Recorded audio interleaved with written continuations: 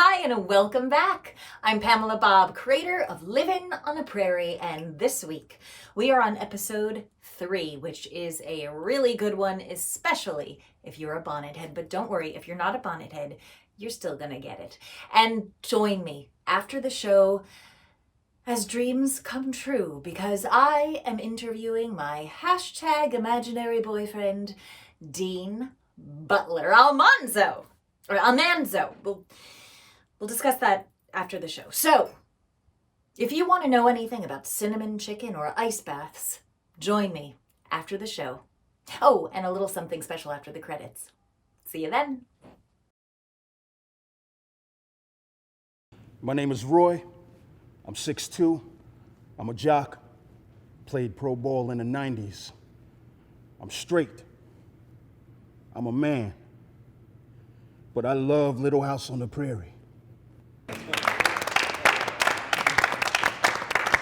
You think I would have gotten that support in the locker rooms if they had found out Pa broke his ribs? Or little Carrie got stuck down in a well? Or Mary going blind? No. They would have compared it to the frickin' Waltons and had a field day. Okay. It's okay. All right, now that's our trigger. Now, think about this. Perhaps right now there's somebody just like you, another guy in another locker room who feels the exact same way. Friends, if there's anything to take away from this today, remember, you are not alone. And if you don't believe that, you'll be going through life blind. Like Mary. I used to pretend I hated it and only watched it because my sisters did. I didn't let on that it was my favorite hour of my day. 2 words. Clown rape. 1 word. Sylvia. I've never trusted a blacksmith since then. Me sentía como una cruce entre Nelly y Pa. Salvaje, sin embargo desafiante. Necesaria para soportar la ira de la señora Olsen. You know, Ma's rusty chicken wire gangrene episode has haunted us all for life. If she had only washed it off. When you think back on it, I really think back on an entire body of work which has lasted now for over 40 years. It's undeniable that this was Jason Bateman's best work. I mean, they shot Bunny. Bunny the horse. I can't tell you, still, to this day, the emotional release I feel when I watch Laura push that monster, Nellie Olson, down the hill in that wheelchair. I mean, how could someone fake being paralyzed like that? It just makes me so damn mad. Everything I am, I owe to Garvey and Hester Sue. Nellie, Nancy. I mean, how does one cope? She almost had to cut off her own leg, you guys. Why didn't she wash it off? Listen, guys, I'm no Doc Baker. I don't have a magical salve that will make the pain go away. So what can we do? We get up. We put one foot in front of the other, and we go out there and we celebrate each day. You celebrate every day like it's Christmas on Plum Creek, huh? Friends, I know that we all strive for the strength of Pa. But you know what? Sometimes it's okay to be Nellie. Say that with me. It's okay to be Nellie. It's okay to be Nellie. It's okay to be Nellie. It's okay to be Nellie. It's okay to be Nellie. It's okay to be Nellie. It's okay to be Nellie. It's okay to be Nellie. Sorry, man, I thought there was basketball here tonight. No, it's a support group tonight. Bonnetheads Anonymous. What's that? It's a support group for men who love Little House on the Prairie. Are you serious? Only in New York. My name is Matt. It's taken me my whole life to come out and say this.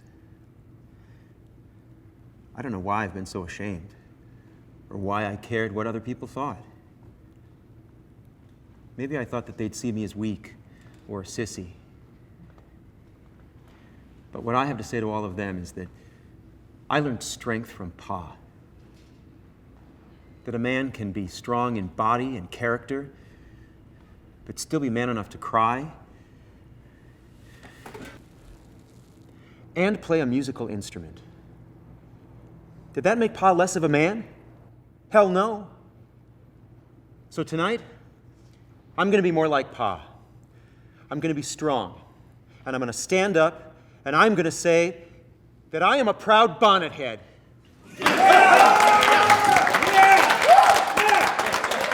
Yeah, you coming with us, man? Where are we going?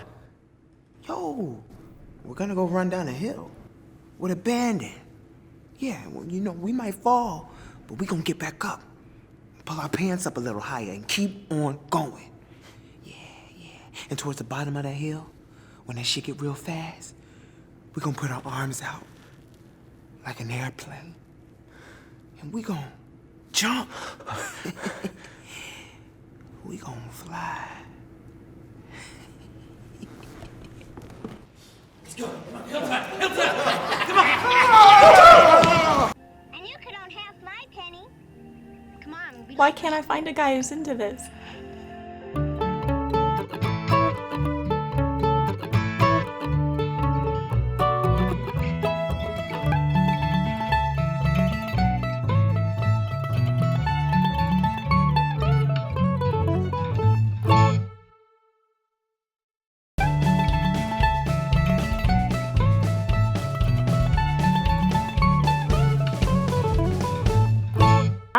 You're here. Welcome to Prairie Talk after the show. And I couldn't be more thrilled to introduce to you my hashtag imaginary boyfriend, Mr. Dean Butler.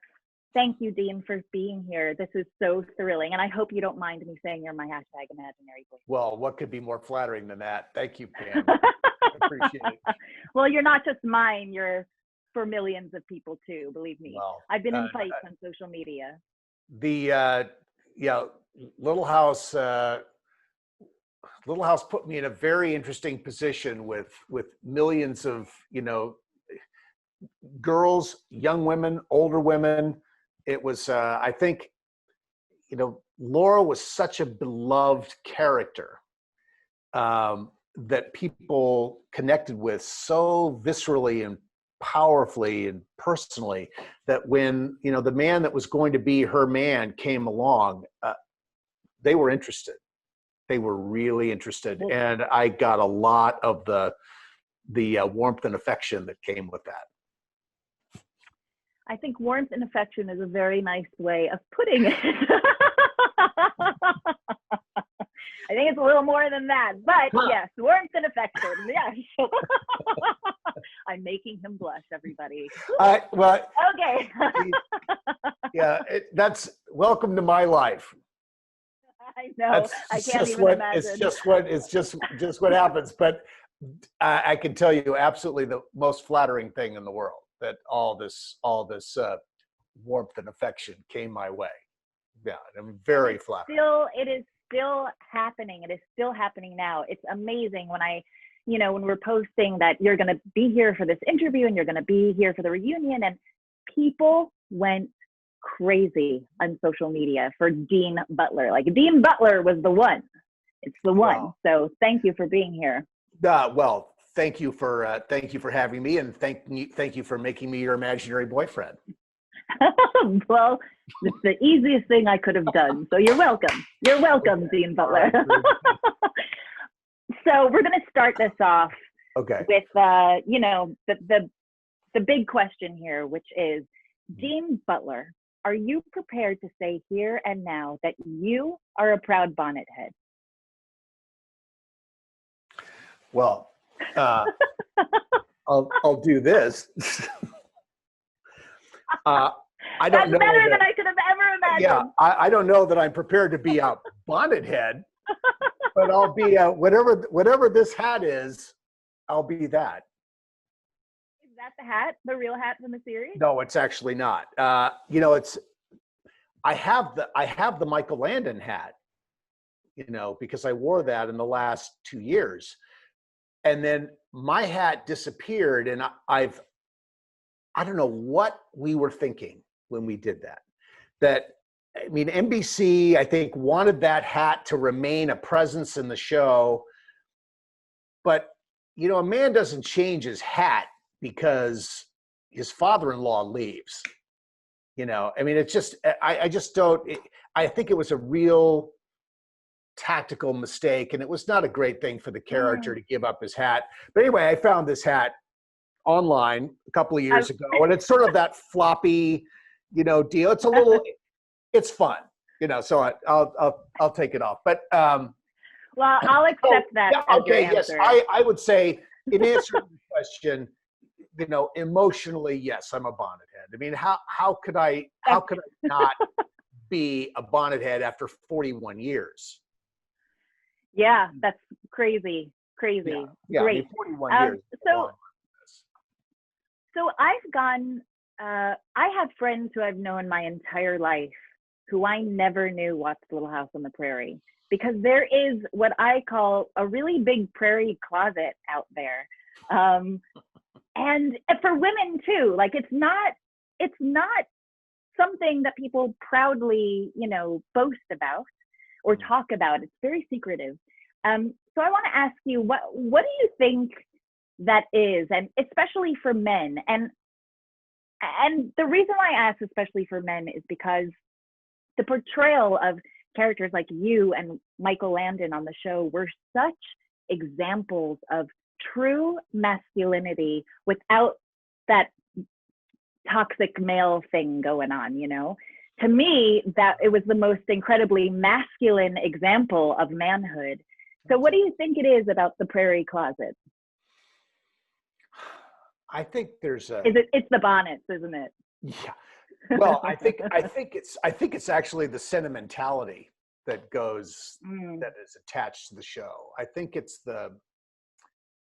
there's a sweetness to it that is in the writing, it's in the music, it's in the way it's shot, it's obviously in the performances. It's a tone that guys probably in a lot of ways just will just sort of shake their head and say, oh God, I mean, this is a chick flick every Monday night, and I just can't be here for the chick flick. And yet, you know, a lot of guys really like chick flicks because they're nice chicks in them, you know. So right. Yeah, you know, so when I watch the show, I'm touched by it. And I say that at the time being involved in it, you're really involved in it. Now, if I see it, and I don't watch it often, I really don't. I mean, if I see it, and I've actually watched it a little bit during this time that we're in now, because there's been so much sort of reconnection with Little House has had reconnection for people. I'm touched by the warmth of it, and there's a sweetness and an authenticity to it, and it's unabashed affection, unabashed sentimentality. There's no, and yet I don't think it's cloying. You know, there are things like Touched by an Angel was cloying to me, and it was very popular. People loved the show. But I for some, and maybe it was exactly the same thing. Maybe it was, you know, maybe it was us on steroids. I don't know, but or maybe it was just the same. But for some reason, I didn't really connect with that. I watched what we did. I listened to the music that David Rose wrote. I think David Rose is a huge, huge part of what makes Little House work. I spent some time with him. He's a lovely man. I spent some time with him during the making of the show. I went to frequently went to scoring sessions to watch a 60-piece play on the stage. And when it was first laid out, when it was first discussed, Michael had a conversation with David, because there was no question David was going to score the show, about doing it with a piano and a bass and a fiddle and, you know, maybe a banjo, and doing it really simply that way, which is what the Waltons ended up doing, actually, with a harmonica, the famous harmonica at the end of the show. And David, of course, being an orchestral guy, advocated for the idea that the emotional life of Little House should feel like Gone with the Wind. It should be a huge, rich, emotional life. And when you listen to some of the cues that David wrote for different characters, it's absolutely gorgeous, evocative, emotional, rich subtextual screen music. That is, and look, and it's sentimental. There's no question about it, but it just drills right down in your heart. I think David is who made people cry every week. I mean, I think you're help, but David made people cry.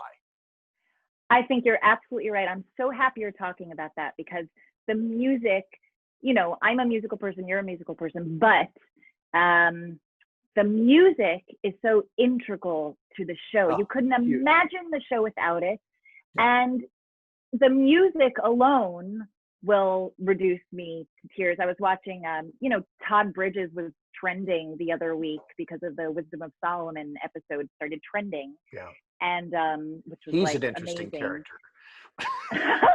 He's an interesting character. We could do a whole episode on Oh him. my God, he's funny. He's a I funny, watched interesting guy. that episode. Yeah. Before the credits even started rolling, the music started. As he comes up on the screen, the theme that was used for him comes up just as the title credit comes up. And I immediately, it goes right here, and I immediately just started bawling. My son thought I was having an attack of some sort. He couldn't understand. Why are you crying, Mom? Because of the music. It was the music. Did you have your own theme song? Yes, there was the theme, and I can't hum it right now. There was a romantic theme for Laura and Almanzo, definitely. Yeah. And I thought it was a beautiful theme. It's like, oh my God, I can't believe that we're being, our emotional life is being captured here and projected to the audience in a way that we never could. You know, we just couldn't do it. But David gave us this beautiful emotional life, this rich, sweet. It was beautiful. That's so cool you were able to go in on sessions, because I also wondered that, did you guys ever meet him? But I guess he was really a part of it. Well, and he would come to Christmas parties, and, you know, he would come to that sort of thing. But no, you know, when we did the in Divorce Walnut Grove style, the silly "My Only Love" song. Yes.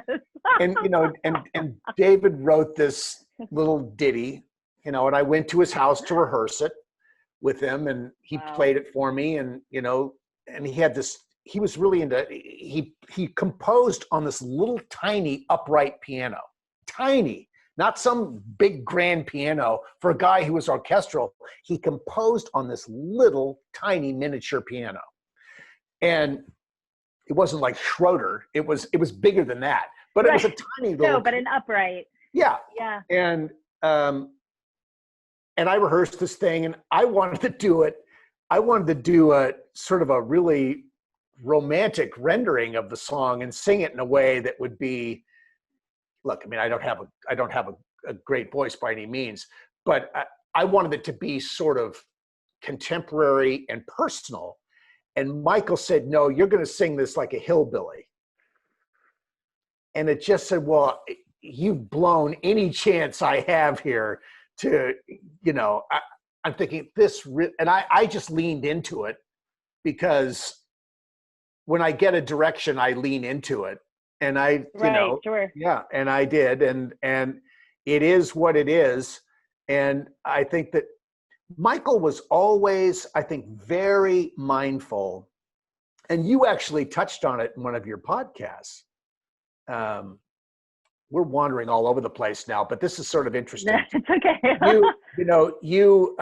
He was always very mindful of the age difference between us, the size difference, the relative life experience difference between the two of us. And you said it yourself in your podcast, that Sweet 16 kiss on the back porch was kind of creepy. And I looked at it the other day and I'm thinking, how did I have to play this to make this palatable? Yeah. I had to be more innocent than she was. Yeah, I was actually going to ask you, because listen, what is it in real life? Was it 6, 8 years age difference? 8 years. Adult years 23 is and 15. It's light years at that age. It's light years. That's right. And I've always thought, and always the discussion about that has been about how hard it must have been for her to play opposite this grown man. She was young and inexperienced, and there's this, a guy has, facial hair and chest hair and blah. But I've recently really twisted it around and thought about how difficult and awkward it must have been for you being the adult in this situation, and how you would have to play opposite a teenager, a teenager, and I'm wondering, and a young teenager too, at that matter, right?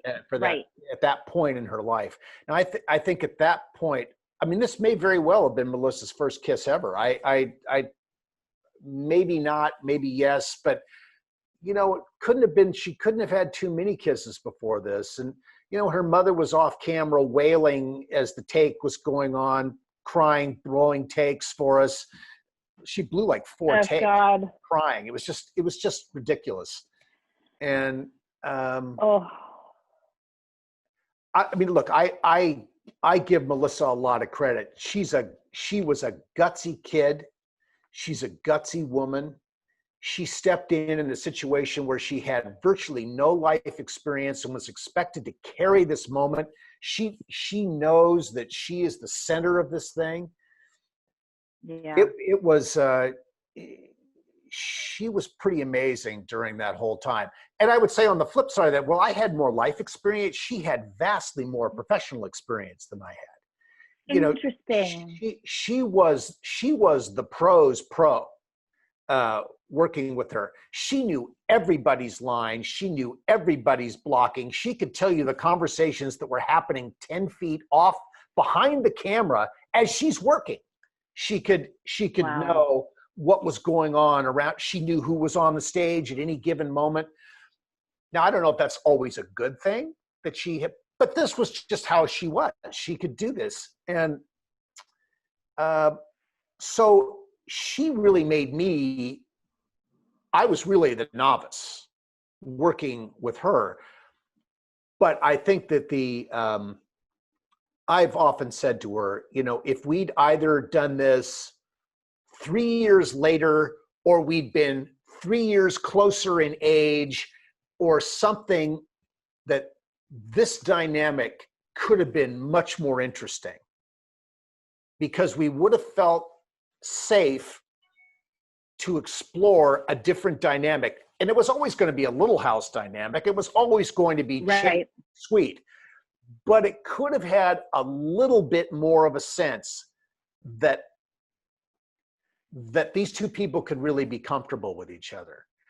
And as it was, look, we've talked about it over the years, and I think we both feel like, saddled with a challenging situation, that we did, I think we both feel that we did the best we could in the moment. Absolutely. That we had, in the moments that we had together, given all the dynamics that are swirling around this, we did the very best we could. And I sometimes watch some of these performances and absolutely cringe as I watch what I did.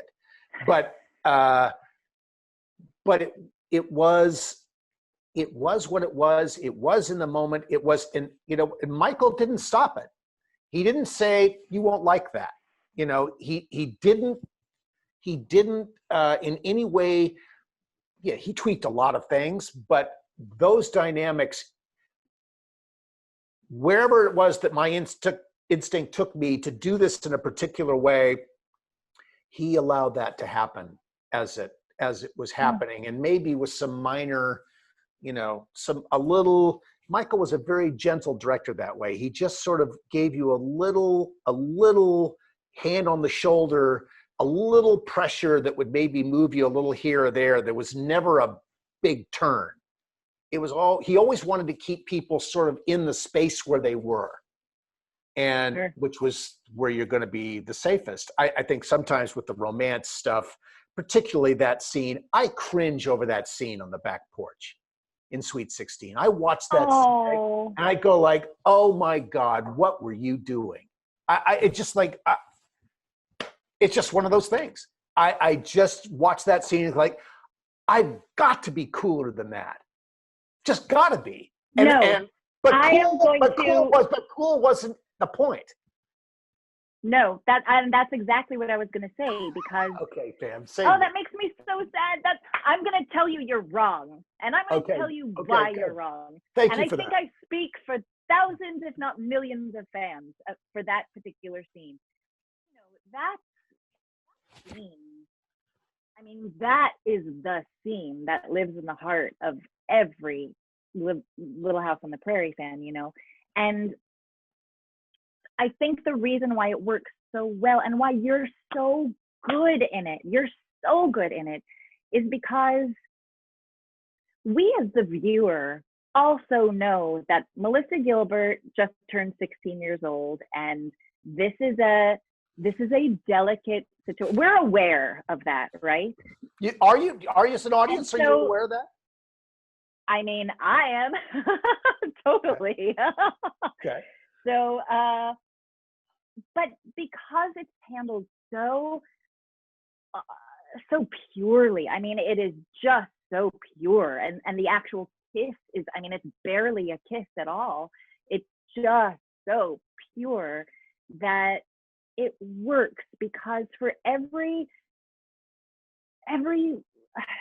person who's ever romanticized or fantasized about that kind of pure love, that kind of pure romance, especially young people, because they don't know, actual sex or sexuality is sort of not there until later on in development. Right. So to have this utterly pure moment, especially seeing a grown man have this purity and delicacy with this, younger girl, it works, and it's so touching. It's just so sweet.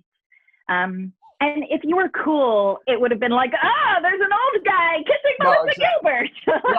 Yeah, no, exactly. So it wasn't like the scene in Coal Miner's Daughter with Tommy Lee Jones and Sissy Spacek. Right. Which, that's coming, whether Laura likes it or not. That's the next move. She don't know. She doesn't know that that's coming, but that's coming. I've looked for my glasses. Yeah, never mind. But that makes me so sad that you feel that way about that scene. Well, don't feel too sad about it. Look, I know that okay, I look at the work and I go like, okay, but I also know that on a very different level, the ratings on the episode were huge. I mean, the audience absolutely loved it. It ran 3 times in prime time that year. Wow. They brought it back multiple times. So it worked. It clearly worked. Look, for the actor, this. I mean, actors have no business evaluating themselves.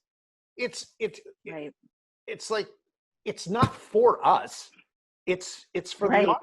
So in that sense, okay, don't be too sad, and I shouldn't be too hard on myself either. I've asked my wife. No, I think it's fascinating. I've wanted Katherine to watch this episode with me, because after watching it, I was so shocked by it.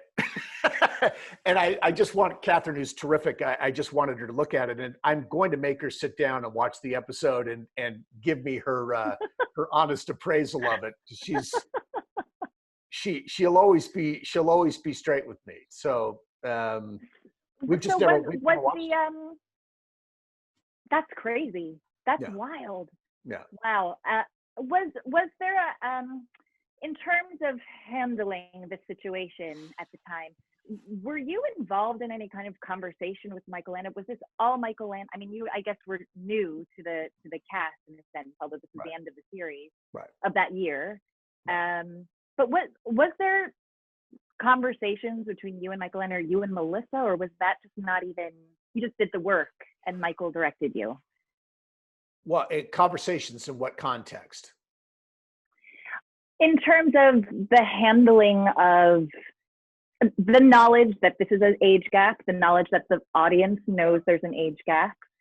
We know you're an adult. We know she's a teenager. I mean, I don't even know if this would be allowed on TV. I mean, it was so pure. There was nothing, impure about it. But I honestly don't know whether that would have been I don't know if that could happen on TV right now. Yeah, I don't know either. It could happen in the 70s. It could happen in streaming media, but not on network television. Right. I think Michael did not get into sharing with the cast the logic behind what he did, but now upon reflection, Michael did his work in the casting. He knew what he had when he hired me. I know the scenes that we read during the the only scene that was the scenes that were written. We read the scene from Back to School, where after Laura drags Laura out, after Almanzo drags Laura out of the mud fight, back in the house, she's in the bathrobe. She's in the robe. Yeah, which is also a little, risky too. Could be a little creepy. And that's the scene we read, and it was just, in the reading, it was a very simple thing, and at that time, I had just done a love story called Forever, which was the Judy Blume novel Forever for CBS. And this is with, and this was described, Forever was described as a kiss fest Steffi and I were pretty intense through this thing. It was very, for a teen romance, it was pretty intense, pretty hot, pretty steamy. And when I read for Michael to do Little House, I wasn't thinking of a little girl opposite me. I was thinking of a conversation with a young woman that I was clearly older than, but I wasn't thinking of a little girl. And I think it wasn't until I was in the situation, when I was there looking at Melissa opposite me in the bathrobe, on the floor, in the living room. It's like, wow. I mean, that was a pretty risky thing that Michael set up there to do that. And of course, he set it up that way so he could come in and hit me and flip me over the table and do all that because, he was entitled. If we were just sitting at the kitchen table, that scene wouldn't have played that way. But it's not just the bathrobe, it's her hair down out of the braids too. It's like whenever Laura was out of the braids, it was like, oh, she's a woman now. She's a woman now. Oh my God. Well, and that's the button of that scene too. I'm a woman, and I hate you all. Yeah. Oh God. You know what? I have to say, sometimes those scenes, when I watch those scenes, I cringe for Melissa Gilbert having to say those things, because it is just, it's appropriate for the age, but it's so, Oh, Laura. I think that's Laura, why. Don't talk. Don't talk. That's why people loved her so much. I think that's part of why people loved the character so much, is that she was just so earnestly, rebelliously, whatever she was, starting from the buck teeth and the just plucky and fearless and not afraid to take on anything. And I think that's what she brought. That's what she brought to our dynamic too. But it's so interesting because that must have been a really daunting task to find the right, not just partner, but husband for her. And so I'm curious as to what, you talked a little bit about your audition process, but how did that all happen? You were in college, right? Yeah, you had just graduated or were about to college? No, I was in my last semester of my senior year, and I was up at University of the Pacific, which is up in Stockton, California. Incidentally, the pilot was shot outside of Stockton. Oh, wow. Yeah, and I flew down. Because I had done Forever, I had a wonderful agent in Los Angeles, so I had access to these kinds of parts. If I'd been with some under 5 agent, I never would have gotten in the door to read for that part. So I had great representation and it put me in the door. And I flew down 3 different times to read for this. The first time, and I've told the story too many times, but I'll just, I came in the door the first time, and on Susan Sukman's desk, there's a stack of pictures a foot high on her desk. And I came back the second time, and there's the stack of pictures is now 5 inches high on the table. And I came back the third time to read for Michael, and there are 4 pictures on the table. Wow. So, it was quite a sifting out process that Susie went through. I just think that's amazing. And for anybody to serve, the odds of anybody surviving in that kind of a, in that kind of a relatively large pool. I mean, look, I'm thinking if the picture's literally 12 inches high, there are 800 pictures on her desk. Yeah. I mean, it's crazy. And you come back the second time and there are 400 pictures on her desk. And you come back the last time and there are 4 pictures on the desk. And I have no idea who the other 4 were. I didn't see them in the waiting room. They spread us out so that no one was there at the same time. There's never that, it wasn't any of that horrible moment where you're sitting in a waiting room surrounded by people who look just like you and have it's incredibly anxiety provoking. I think Michael and Susie were very good with actors that way. They did not, I think they liked the idea that actors could be dealt with in a dignified way, and they dealt with people respectfully and individually, and you did not feel like a piece of meat in that situation. But it was really amazing to me to see what that stack of pictures did during that process. And this was over like a 2-month period of time. Wow. Oh, you're kidding. Yeah. So I think this process for them started in March, and I was hired I finally was contracted in early May.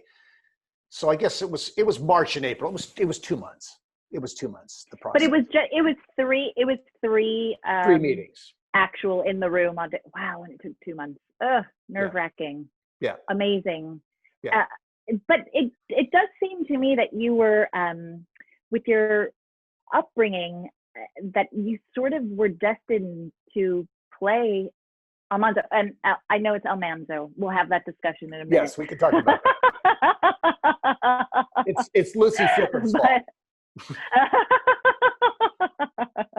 Well, but it does, from what I understand, you were raised, was it in a ranch in California?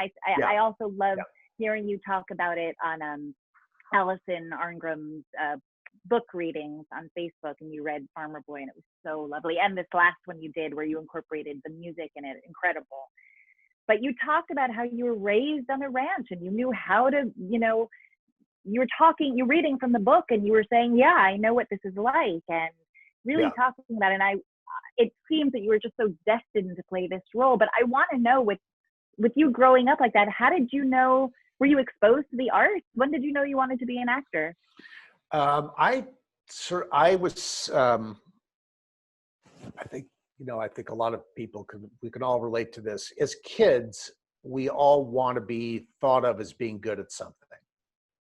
It's just really important to find your niche, to find a place where you matter, where you make a difference, where, if you're not going to be the quarterback of the football team or the point guard that scores 15 points a game in the basketball court, or, whatever it is, if you can't be that guy, and there only can be a couple of those guys, you need to find some other thing. And my mother was always involved in children's theater when I was growing up. So I would see her frequently in little plays that toured around, and she was funny and, charming, and she just had such a good time doing it. And she said to me at one point, you might really enjoy being in a play. Well, I remember I was so uncomfortable in my own skin. When I was in 8th grade, I had 2 lines in a play and forgot one of them.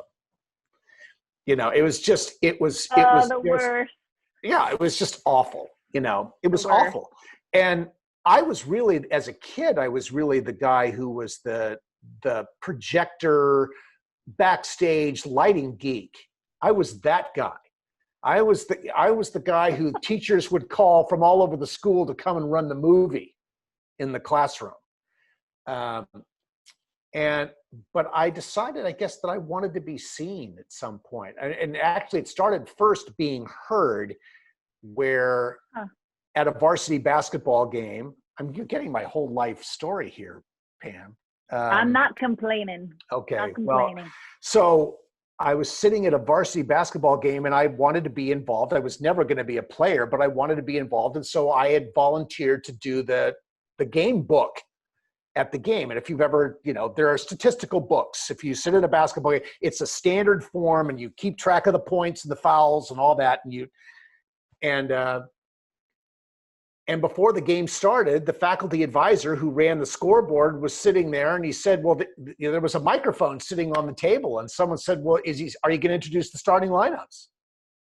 And it was like, I'll never forget this. It was like a light opened up in the ceiling, and the gym went dark, and a light shaft came down on this microphone. And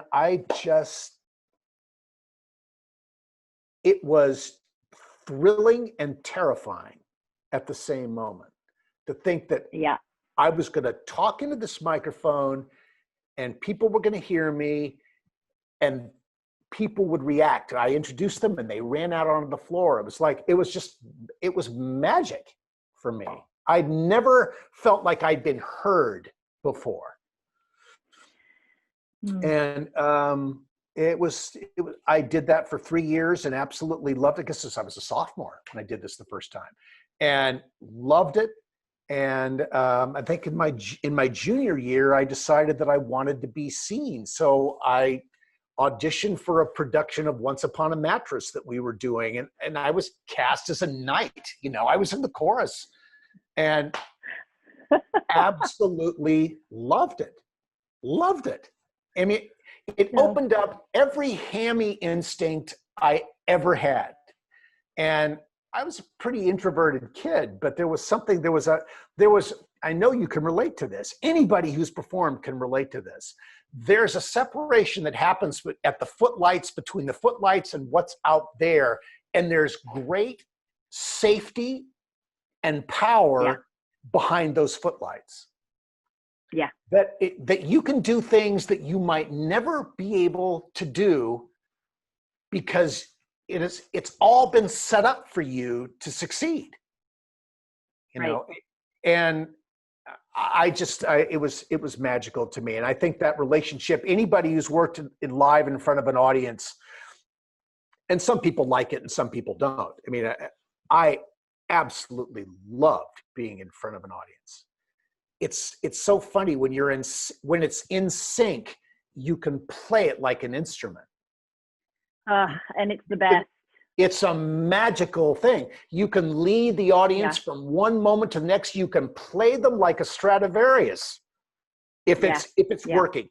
Every great thing that has happened to me in my professional life, and I mean everything from acting to producing, it all has come about as a result of Little House. Little House has the core of everything for me. In fact, Little House is the core of the woman that I married, because I met Katherine when she was auditioning for Michael to play the female lead in Father Murphy, which was the spin-off of Little House. And we met during her reading with Michael as she came out to Simi Valley to read in the makeup trailer or something. And we just saw each other. And we didn't get together for 15 years after that. Oh my gosh. But wow. that's where it started. Little House literally has touched every aspect of my life in a really lovely way, and not in an outrageous way. There's just the ripple effect. The ripple of it has been wonderful, and it's been that way. It's been that way for 40 years. In your personal life, were you considered cool? Did people look at you and say, like, "There's that Dean Butler"? The teen heartthrob from Little House on the Prairie. Well, if I got that, that's not how I occurred for me. So, which is probably why it all worked. You know, if I'd walked around like Mr. Cool, there's no way that would have worked. You could not hire the lady killer to play that part. That would have been massively inappropriate. It was another vibe. I always wanted to be cool, but I think I always I never felt cool. And you know what's sort of the lessons that you learn as you get older, you sort of realize that it's sort of great not to be cool. You know, on balance, if I look at my life, Pam, I've had a lot of things go my way. I've been incredibly fortunate with so many things. I've had a blessed life. So I have no regrets about any of that. I think Charlotte Stewart always says, like, there was nothing uncooler than to have been on Little House on the Prairie in Hollywood. Although everyone was in the closet, everyone was watching it. Well, I don't know with Los Angeles, but I think it was always shocking that our numbers were massive in New York. They were just huge. The overnight numbers in New York were huge. And so, you know, when I would come to New York, it was amazing. You could walk, you know how it is in Manhattan. You're walking down the street and people, New Yorkers, when they recognize you, they speak up. There's, you know, in Los Angeles, no one says anything. I mean, maybe something to you if they're in with you in a line, but not really. No one wants to be uncool. In New York, hey, how you doing? You could walk, you could have 5 people shouting at you, and it's like, yeah. And I think there's something it's just really real. They know you. Yeah. You're part of their life. You come into their place where they live every week, and now multiple times a day. And if they know you, they know you. Right. It's so fascinating to me that, you know, you were on the show for only, was it 4 seasons? 5 to 9? Seasons, and then the 5th, the last season, which was the 3 movies. So I think of it as, we always think of it as 10 full years, but it was 9 full years, 4 full years of episode production. Yeah.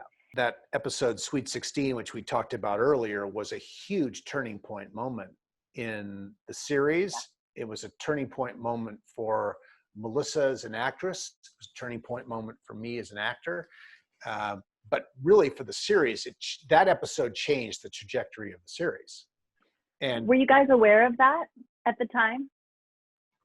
I don't think so. I don't think so. It didn't take long. I mean, at the moment, we weren't aware of it. I think it was very clear within, you know, because this was the end of my first season that this happened. You know, the dynamic changed. The dynamic changed early on in the 7th season. I look at the early years of Little House, where everyone was at the strength of their power, doing what they were cast to do. The show was so charming. It was so rich, and the emotional life was rich, and everyone was so on target because they had been cast to do what they were being asked to do. I just think the show was spectacular when Michael could have the little girls on his knee and do those bedtime talks with his pipe in his hand and talk to them. And this is what Michael really wanted out of the show. Now, he had no way of knowing it was going to go 10 years.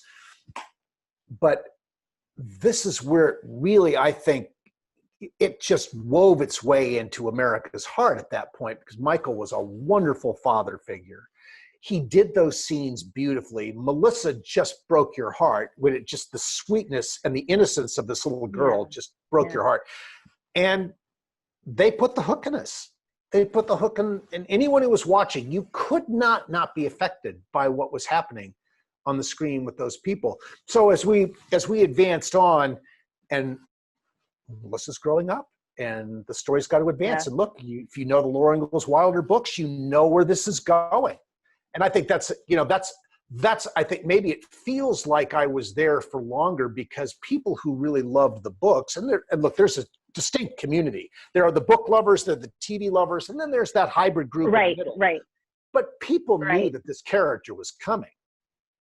And so when it happened finally, I think, people got really excited about it if they were really devotees of the show and the books, because they knew where this was headed. And, so it was an exciting time. It really was. We have a few fan questions. Dun, da, da, da. Are you ready? I'm ready.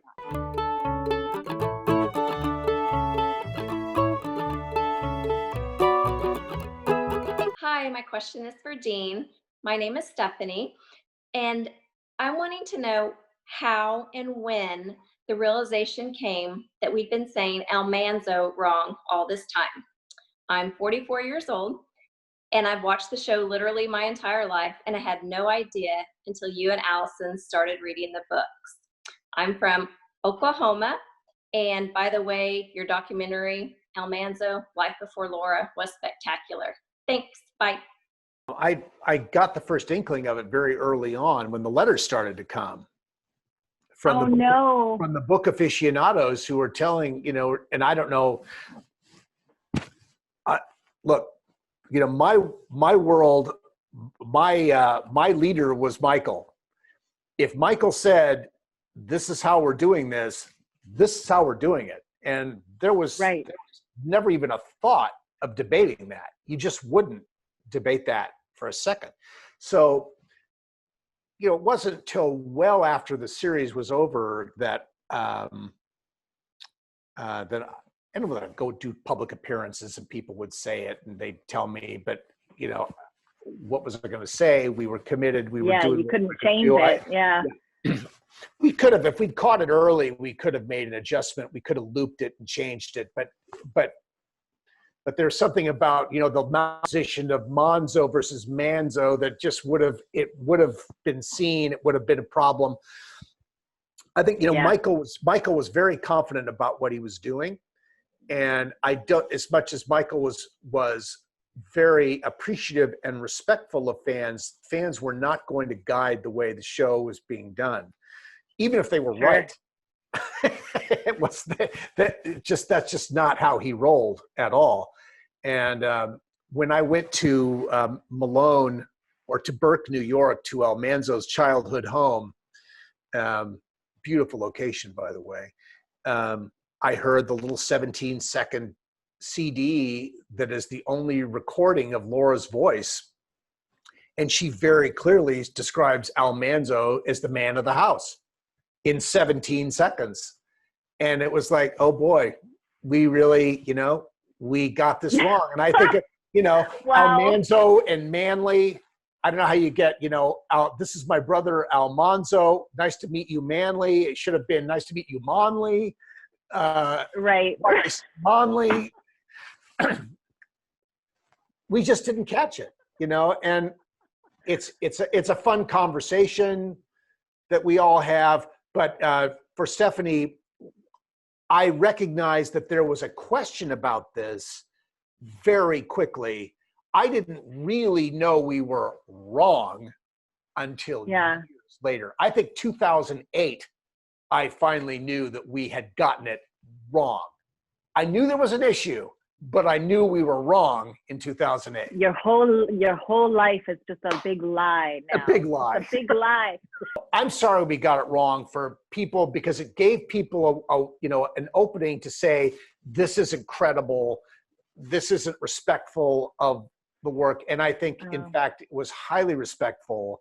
What we did was highly respectful of what Laura wrote, because what Laura wrote was really good. And I think that Michael respected the core thread, the major thread pull of it. He followed it very well. You couldn't do 10 years of shows on these books, but the major plot points could be respected, and he did.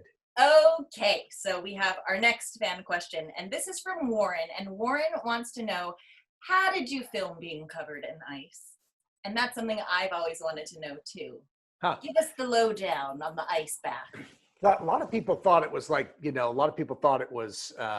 like movie ice, like just like clear plastic, stacked on there. And no, the answer is it really was ice. And I think Michael. I'm about to fall out of my chair. I think Michael had a bit of a, he liked putting people in distress that way. So they packed me in ice, and and I think it was much better that way. I'm always reminded, and in the loosest possible way. Remember, did you ever see the Trevor Howard, Marlon Brando version of Mutiny on the Bounty? No. Okay. Well, at the end of the movie, after Mr. Christian, who Marlon Brando played, gets to the island and they burn the ship. The story of Mutiny on the Bounty. They burn the ship, and so they can't escape, and they're fugitives forever. But he's burned in the burning of the ship. And at the end of the movie, when you're burned, it's like you have terrible chills. Oh. And so what he did was, and Brando being the method guy, was completely packed in ice below the line of the camera, so that the burning was really freezing from being in this ice. And when this scene came up, and I happen to be a big fan of that particular version of Mutiny on the Bounty, I thought, well, if Michael wants to pack me in ice and I've got a bad fever, that works for me. I mean, it's because when you've got a bad fever, you're cold. You feel cold. So the ice made that very real. And this went on, take after take after take. So I was in there for a long time, and I think it really, it added to the authenticity of the scene. And then, so lastly, I just want to ask you, it's the elephant in the room. We all know it's coming. Here it is. How sick of you being asked about cinnamon chicken? And can we admit that there is no such thing, which is why none of us have ever had it? Yeah, I've never seen a recipe for it. Maybe there are recipes now, because people thought cinnamon chicken, I should make a recipe for that. Because somehow I just don't feel like that would be very good. No. This was such a wonderful illustration of that Laura Nellie dynamic, competitive about everything and unabashedly willing to screw the other up over anything to get the upper hand. It's so funny because Laura's always forgiven for it. Nellie's always like, that horrible Nellie who does that stuff. But Laura was just as bad.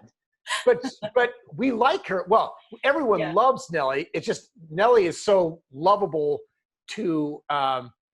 she's such a lovable villain.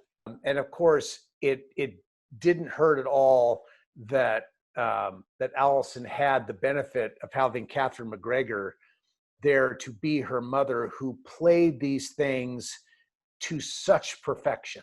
She's a genius, legit genius. Katherine was delicious in this part. I mean, she really was amazing, and she is the great unsung hero. Yeah. The show. I mean, no, look, I think yes, she is. People are widely respectful of what Katherine did, but Katherine passed last year. Katherine was never rewarded financially the way she should have been rewarded for the work that she did. Interesting. Her value was so enormous, it can't be overstated how huge her value was. Her work was so wonderful, and Alison Arngren was a young actress at the time, but had this wonderful sort of, she still's got it, this sort of, I don't know how to describe it. How do you describe the quality that Alison brings in this? But there's this kind of, well, it's not even benign at times, but there's a kind of gentle, sort of a benign malevolence that she brings. And she's funny. It's the curls and all of that. But some of those scenes, she's just really mean. I know. And but the eye, but fun mean. I know. Really, well, you could always. It got more fun, I think, as this. Yeah. At first it was just like, oh, this evil child, and then it got comedic, which I also love. Right. Which is, of course, and I think that happened. I think Alison's evolution as Nellie coincided with Katherine's evolution as Mrs. Olsen, because Katherine very tactically figured out that in order to survive in the show, that she had to be liked. It wasn't, yes, she was the villain, yes, she was the antagonist, but she couldn't be a hated antagonist. Right. She had to be a beloved antagonist in a series. If it was a movie, she could be a one-off evil person. Right. But in a series, she had to be likable. So she discovered foolishness. She discovered that if Mrs. Olsen could get what was coming to her, and all the jokes could be at her expense, and everyone picked up on that wonderfully. And I think Alison picked up on that too, and recognized that there was Katherine was just a richly trained actor and really knew what she was doing. She gets every minute little specific detail with such depth at the same time. Yeah, she's a master. She's a master. Yeah, she mined it all. Yeah, she was, she would talk about her years with studying with Sandy Meisner, and he was her guru, and wow. She pulled on all of that training, and I just think it served her incredibly well, and it served the program just amazingly well. Yeah, it wasn't.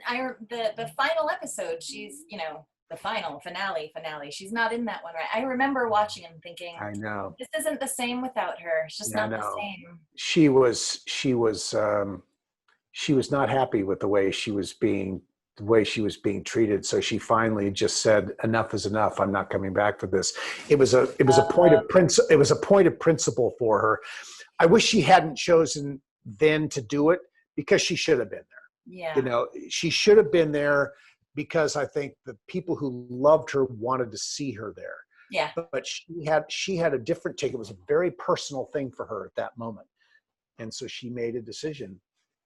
And she was fine. She was fine with it, and everyone was fine with it, but I think she should have been there. It has never been off the air since it premiered in September 11th, 1974. It has been on the air somewhere, either domestically or internationally. It currently runs in over 100 countries every day around the world. It's been translated into 40 languages. The show is archetypal. It's iconic, and just beloved for its simple values. It was never sexy. It was never the flavor of it was never although for years for NBC, it was a top 10 show. It was always a top 10 show, but it was never a sexy top 10 show. It was never, it was never a show that the network was going to hang its hat on as being, this is an example of us being edgy and, really forward and forward thinking, because it was old fashioned. But by God, the audience loved it. And Michael knew always, he knew that there were going to be people that didn't care for the show, but he also had great confidence that there were vast numbers of people who absolutely loved what he was doing. And he knew he was always going to have an audience. And I love how it's impacted your career, because you've since gone on, I'm going to read this so I don't mess it up. You've since gone on to produce and direct the documentaries Little House on the Prairie, The Legacy of Laura Ingalls Wilder and Almanzo WIlder, there it is, and Almanzo WIlder, Life Before Laura, there it is. And they're really beautiful documentaries. And you also, I think this is so cool, you co-executive produced Pa's Fiddle, the music of America for both PBS and is it a CD too? It's a CD and a DVD. And that's what you were playing on the reading the other day, right? Yes, actually what I played I played two things. One, I played this, a cut from this. Yeah! Where I did a version of a wonderful song that was set in the backdrop of slavery. Gumtree Canoe was a song of two slaves in love, and the ones, they would ride in the Gumtree Canoe. I changed it from I just changed it from the name of the slave Love to Laura. So it's Almanzo singing the song to Laura. Oh, that's lovely. So I thought, what the heck? It's my recording. I can do that. No one's going to believe, looking at my picture, that that I'm a slave, and it's not. There's no way for me to properly honor that. So I thought I would just have fun. And so these were all songs that are noted in the book. And are these public domain? Are these songs that would have been lost otherwise? I don't think that they necessarily would have been lost, but Laura, the backstory on Pa's Fiddle is that in 2010, I went to an event called Laura Palooza in Mankato, Minnesota. I just love the idea that there is a Laura Palooza. And at Laura Palooza in 2010, I took my first cut of Little House on the Prairie, The Legacy of Laura Ingalls Wilder, to be screened. And also there at the time was Dr. Dale Cockrell, who is an ethnomusicologist from Vanderbilt University, who became fascinated with the Little House books, reading them to his little boy, Sam, as he was growing up. And as he's reading, he is seeing all of these references to great American songs. And so being an ethnomusicologist, he really took this seriously, and he went through and counted 137 different songs that Laura writes about in her books. Wow. He extrapolated it farther. He took another step beyond just the fact that she quotes 137 different songs and often the lyrics to these songs. What was so fascinating to him about this, knowing how we all relate to music, the music that we know in our youth is the music that defines our life. Right. That is and we know exactly where we were with some of these songs. We can take ourselves back. And people who study memory, and Dale was fascinated with this, went back, extrapolate, and I think very interestingly, that Laura, as a 65-year-old woman, recounting her life, the events of her life, with the help of her daughter Rose, used her memories of the songs that she heard as a child as triggers to relive the moments, many of the moments that she wrote about. Now, I'm sure there's some cases where she simply loved a song and she dropped it into the narrative, but I think that one could very easily make the case that Laura, as a 65-year-old woman, in thinking about some of the songs, could have used her memories of those songs to reshape that flow of experience that became the narrative of the books. Right, especially when, music, the ability to have live music, it's not like there were recordings, or they didn't even have, they didn't have the phonograph back then. Right. That must have evoked something even deeper than we can even imagine. Her father playing this music. Yeah, I mean, and the Dale speculates that Pa could have, certainly during the winter months, I read a little bit from By the Shores of Silver Lake. Well, it's not inconceivable that Pa could have played the fiddle 2 to 3 hours a night. Sure. And played hundreds of songs for his wife and children to enjoy and sing along to. And it's a source of comfort, and it's continuity, and it's safety and home, and it represents so many good things. Yeah. You're right. You couldn't just flip on the radio the way we can today. I mean, if there was music, people who could play an instrument, now guitar is sort of that instrument. In Pa's day, it was the fiddle. Fiddle, right. If you were a fiddler, you were in high demand. And Pa did that. Yeah, it reminds me of, I love this project with Pa's Fiddle, because I love that there are now solid recordings of these classic, true Americana. And they're really wonderful recordings too, by the way. The Pa's Fiddle came about, to finish the story with Dale, at Laura-Palooza. I heard his presentation talking about these 3 CDs, right, that he recorded using a grant from the Endowment for the Humanities, the National Endowment for the Humanities. And he's telling Dale is a very poetic speaker. And he's telling the stories about the songs and how they were written and who wrote them and what inspired Pa to play them. And he just wove this wonderful, wonderful story. And I just made a beeline to him over lunch, and I introduced myself, and I just oohed and awed over what he had just said. And I said, Dale, we have to get this music on television. Yeah. Period. This just has to be done. These stories are too good. So at that point in 2010, we made a commitment that we were going to try and set up a Pa's Fiddle special. It took 2 years to actually get it done. And, it started with one vision, and as with so many creative things, it evolved due to necessity. It wasn't about convenience, but it was about an urgency to get it done. And the program evolved, and the artists evolved, and all that. But finally, on this one night in 2012, on a January 6th, 2012, we gathered in Hendersonville, Tennessee, at the Loveless Barn, which is a beautiful venue, and it was lit beautifully for the occasion. I'm sorry we weren't able to do, one of my disappointments with the show is that we were not able to do more of the narrative storytelling behind the music, but PBS wanted just the music. That's all they were interested in. And so it became a very different thing than what we had originally imagined.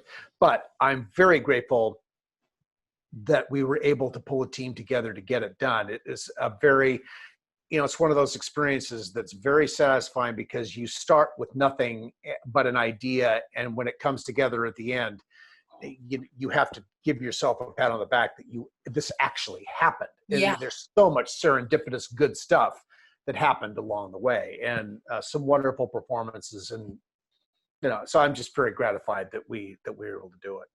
I hope that Allison invites me back to read The Long Winter, because I just think I think she'll invite you back, Dean. I think it's I think it's The Long Winter is just a spectacular. I think it's Laura's best book as gripping storytelling. I just think it's, my God, it's just how do they survive this? It's incredible. Can I ask you, are you ever going to be in front of the camera again? Is producing and directing it now? I've thought this for years. There was a window that opened up this last year that for something that could have put me in front of the camera briefly again. It didn't work out. there's a part of me that would like to do it again, because I think I know more now than I knew then. And I think I would just be more comfortable with the process of doing it. But I also know this: no one comes chasing after you. If you're Harrison Ford, people come chasing after you. But no one's going to come chasing after me to do something. So if I were going to do this, I'd really have to put myself out there in a very serious way, and I would have to get some very serendipitous things would have to happen in order for this to work out. I'm not saying that couldn't happen, and if I believe there was an opportunity, I think I would pursue it, because I would love to have another crack at it later in my life experience wheel, because I think I would do it. I think I would do it better. Well, I'm just going to put it out there that if there are more episodes of Livin' on a Prairie coming out, I will chase you, Dean Butler. I will chase. Okay. You are my Harrison Ford. And don't think that's not cool. It's pretty cool to me. Yeah, all right, no, I also want to say you are the producer of Faraday on the Golf Channel, which is now in its 10th season. It's in its 10th season. Yeah. 10th season. That's amazing. Yeah. So I've done. We have three show producers on the program. By the end of this year, there will be close to 150 episodes of the show. I've done 80 of them. Wow. So I've had a really nice run at it, and we'll see. We'll see if it goes on, but if it does or it doesn't, we've had a great team at Golf Channel. It's a small team. There are about 6 of us that really are at the core of making this happen. It expands out with shooters and crews and and graphics and all of these kinds of things. But at the core of it, it's about 6 people, and I was there virtually from the very beginning. I did the first show. I would love to have a crack to do the last show. I don't know if that's going to happen, given the furloughing situation that NBC has had to do because of COVID-19. Well, we don't know what the future is going to be. We don't. Any production. I think that's true. I think yes, production as we've known it could fundamentally change with what we are in right now. And but none of us really know where it's going. But it's been a great experience. I've loved it. That's great. I'm going to let you go because you've been so generous. Generous. Is there anything else that I haven't said? Now is your chance.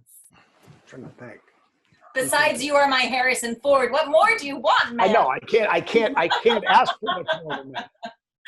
I couldn't ask for more than that. So I won't ask for more than that. Well, Pam, let me just say, let me compliment you on what you've accomplished with Livin' on the Prairie. As someone who has, anybody who's created something from beginning to end, starting with an idea and taking it to the finish, can appreciate and respect that on any level you're working on, this is never an easy thing to do. There's nothing easy about it. It's joyful, it's thrilling, it's exciting, but it's never easy. Yeah. It takes commitment and dedication and absolute unswerving belief that you're going to get it done. And that's the only way these things happen. Yeah. And you are that person with Livin' on the Prairie, and congratulations to you for getting that done. And I think, in watching your websites, you clearly had fun. And I think you had some, you got some really cool ideas out there. And anybody who's involved with Little House, as I was, Allison, Charlotte, anybody who you're going to talk to as a part of the show, when they watch what you did, they're going to love what you did, because you just sort of touch right at the core of it. Thank you. So, well, I had you. all of you very much in mind in writing it because, like I said, how sick of you are of 40-something years of Cinnamon Chicken. So I wanted to take fandom and sort of turn it upside down and sort of show some of the ridiculousness of it, even though there is great intent and great love for the show. Well, clearly, no one lampoons something that they don't adore or admire, or they absolutely hate it. And so they're going to rip it. But there's so much affection in the way that you're doing it that it's very clear that no one can mistake what you did for anything other than affection. Thank you. I could cry right now. Thank you very much. I really appreciate it. And thank you for being here. This is a dream. Pam, thank you for having me. I appreciate it. Okay, I guess I have to stop talking to my hashtag imaginary boyfriend now. So you can get, I'm going to read it again because I don't want to mess it up. You can get Little House on the Prairie, The Legacy of Laura Ingalls Wilder and Almanzo WIlder, Life Before Laura, and also Pa's Fiddle, The Music of America, both for PBS, and there's a CD. Please go, where can they go to get all of this? Well, I'm getting ready. Okay, so right now at eBay, you can come to my store called Call Me Manly. Yes. Yeah, I mean, I don't know what made me agree to that, but I did. So the story is called Call Me Manly, and I'm just getting ready to relaunch an existing website that I own called laura-ingalls-wilder.com. And I'm getting to relaunch it with an entirely new look and a slightly different intent to celebrate the inspirations of Laura's life and the people who were inspired by her.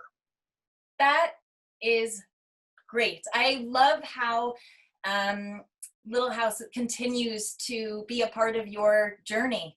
I just think it's so wonderful. Okay, so you heard it from the source itself. Go get these things. They're really wonderful. And also join us next week for another episode of Livin on the Prairie. We're going to have another very special guest afterwards. And follow us on social media at Prairie TV, and of course the website www.livinonaprairietv.com. And also don't forget, June 21st is our finale with some of our favorite cast members for a Little House reunion and fundraiser for the Actors Fund, and how we were just talking about the future for artists and for production and for shows that you love and value, like Little House on the Prairie. It's a very uncertain future, and artists and actors, and we need help. So you can start right now by going to www.actorsfund.org/donate. There's a button here on the website too, and come back for the finale. We're going to have some really cool things for you for raising money. So anyway, Dean Butler, I cannot thank you enough. Enjoy. I'm literally, my husband is making an Indian dish in the kitchen right now, and it has chicken and cinnamon in it, and I'm not even lying right now. So I couldn't believe it. So there is a cinnamon chicken dish. Apparently in India, but I doubt that was coming to the Prairie in the 1870s. But you never know. Yeah, you never know. Anyway, thank you for joining us. Thank you, Dean. Bye. Thank you, Pam. Bye.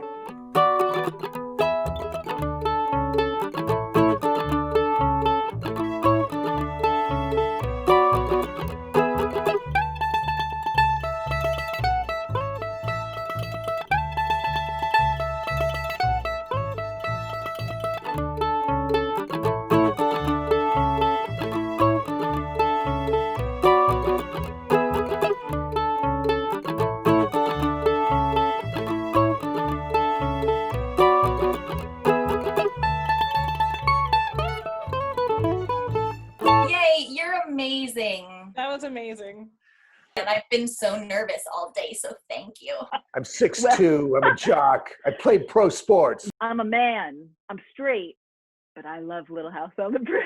That's the most ridiculous thing I've ever heard. That's an episode. I can remember, I'm jumping all over the place. Pictionary episode is based 100% on a true story. And I looked at that, by the way, and I have no idea what you drew. I know. I have no idea what the hell that was. Yeah. Hold it. Hang on a second. I need to pause for a second. We may need to edit this out. What, Katherine? A big problem? Oh boy. let's answer the last couple of questions, and I need to get off. Okay, I mean, we can go if it's an emergency. Our So last let's get back question in happy from mood. Roy. Okay. I'm hoping it was Prof. Ice. All right, I have to get off. Okay. We can come back to this if you want. I have to get off. Okay. So, Okay. Sorry. I think you should mute him and maybe turn his video off. He's an AV geek. I I'm know. dying. I'm dying right now. I want to be like him. I'm like, thank you. Validating my career. Oh, but thank you for coming back. We could have wrapped up. And I'd like to be able to properly say thank you and goodbye. It sounded urgent. It was urgent. There's a pipe that goes up. The roofers, we just had a new roof put on. The roofers took a bracket off, didn't replace it. The connection was pulling away from the house. And as the electrician was trying to fix it, the other bracket snapped, and the whole weight of the service was on his shoulder as he's standing on a ladder. And Catherine's saying this is an emergency, and I'm not quite getting it. I jumped up, I got up on the roof with a rope and tied it around the pole and put it around my waist, and he strapped it on. So it's all good. You're going to get, hang on, Catherine is at the door here. Let me just let her in. I don't know why you locked that. Okay. We locked Catherine out. Okay.